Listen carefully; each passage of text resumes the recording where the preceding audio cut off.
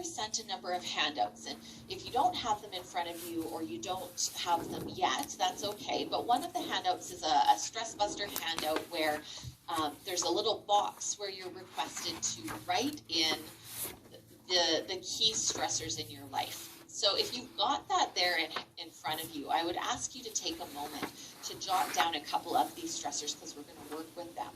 If you don't have that there, that's okay. You could jot it on a scrap piece of paper, or you can just think about them right now. But think about a couple of the primary stressors that are on your plate right now. Okay? So it could be, particular high need resident, someone who's sort of on your case right now. It could be a maintenance emergency that you're dealing with. It could be a relational thing, relationships, deadlines or timelines. It could be that 80-hour work week that you're still working. So write those down. And I think that we've got a good sense from what you shared with us earlier. If we were in person, I'm not going to do this on the screen right now because my whiteboard drawing skills on Zoom leaves very much to be desired. But if we were in person and I had a whiteboard in front of me, what I would do, and you can imagine it, is I'd draw a little stick figure. And all of those stressors that you told me about earlier, I would write those all around that stick figure. And what it helps us to understand is that most of us are surrounded by situations that we experience as demanding or threatening on a daily basis. So you gave me a lot of really excellent work-related stressors. But I'm sure that some of you have items that you would put on your list that are not work-related as well. Maybe you have an aging parent or a family member who's ill that you're caregiving for. Your kids are having a problem of some sort. You're having a relationship problem, or you've experienced a loss of some sort. Right, so there's a number of personal stressors that we're dealing with on top of what's happening in our work environment. And we are humans, so we are having our own personal reactions to what's happening in our environment as well, to the pandemic, to the political issues that are going on that we're witnessing. We're having our own stress responses to the same things that many of our in your situation, the residents are having. In my situations, my clients and my students are having, right? So there's something really humanizing in that. Financial stressors. Those of you thinking about retirement. Do you have enough money to last you? Do you have money? I was talking to my best friend about her savings the other day for her children and their university and the stress she was feeling around that. So, they're innumerable and they surround us. We are constantly sort of bombarded by these things.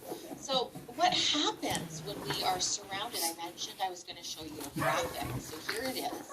What happens when we are surrounded is we do not get these recovery zones. So you see on the screen that what would typically happen, how our body has adapted, is to go into a fight or flight response of varying degrees. Sometimes a big hump, sometimes a little one. In the moment that we need that energy and that focus. And then it's intended to dip back out. And in the recovery zone, our immune system kicks back online, our digestive system kicks back online, and our body works well. But what happens in chronic stress is that we don't get these dips anymore. Many of us are not going back into the recovery zone. Okay? And so when we don't get into the recovery zone, as I mentioned, we start to burn out. We start to, our cortisol sort of maxes. We get digestive problems. So if you think about how often, a very simple example, if you think about how often you eat while on the run, or eat while you're doing emails. If you're eating while you're responding to work, you are eating when your digestive system is offline. So you can imagine the digestive problems that result from that, right? So, we need these recovery zones. And so what I would like for us today is to build some strategies and some tools that allow us to find even very small. You'll notice some of the dips on the screen are just little tiny dips into the recovery zone. but allow us some I'm eating small on my spaces, desk to and finish even all if my that's all that tasks. we can expend And that's to not bring healthy. ourselves and our bodies back into That is what she's saying.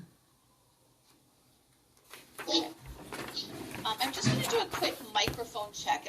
We're getting a little bit of background noise on the line, so I'm just going to ask folks to do a double check that microphones are off for now, just so that everybody can hear as we go through. So the next thing I'd like you to do me is, too. if you I'm do eating on my have desk just to your finish all my handout there where tasks. you've written So down that's your not good. stressors, I'd like you to turn to the next section where it talks about to do everything that you the should do. responses to stress that you experience in your own bodies. So one of the responses that we might experience is a physical impact. So it could be things like you experience headaches or migraines. So this is another time I'll turn to the chat and ask you to share with me, either with the group or privately, maybe some of the physical impacts that you notice when you're under stress. Do you notice, my husband, for example, is watching his blood sugar. So he notices under stress sometimes his blood sugar changes. If you monitor any of your health statistics that way, you might notice differences there. Yeah, someone else is relating to blood pressure to me. Increased heart rate, not sleeping is coming up from multiple people. That's the big one to me. Acne, feeling exhausted, headaches, nausea, inflammation, teeth grinding. Yes, I have a sore jaw right now, actually. Headaches, lack of sleep again, brain fog, stress eating, which I would say is a behavioral thing that we're going to talk about. Stomach pain, holding breath, yes. Blinking less often is another one, particularly when we work in front of computers. Migraines, short temper, weight gain and easy to anger. Yes, I've experienced that as well. And it makes sense that we gain weight when you think about the fact that our body releases glucose and we're not digesting food properly. I could go into the whole chemical thing about that, but there is a real chemical reason that we often gain weight under stress. Great, really good examples. Chronic body pain and aches. Yes, eye tics. Really good examples. Now, how about mental and emotional impacts? So these, when you think of the mental and emotional mistakes, yes, back pain, sitting at the desk for 12 to 14 hours a day. Yeah, me too. I'm spending those 12, 14-hour days in front of a computer to really relate to that. So what about mental and emotional impacts? So I'm getting forgetfulness, lack of sense of humor, going from being jolly to being really quiet. Yeah, so withdrawing, feeling withdrawn, more easily to cry. Thinking is sort of spiraling, lacking patience. Great examples. Yeah, irritability. I'm a crier. It's become kind of a joke in my workplace. I'm also really, I don't believe that we shouldn't have emotions at work. I think it's appropriate to have emotions because we are emotional people, but doing so appropriately. So everybody's seen me cry. Less patience, back pain. Yeah. Now, what about behavioral impacts? I think I've seen a social, or actually, I got ahead of myself. Social relational impacts. So things like one of you mentioned withdrawing from others. What else?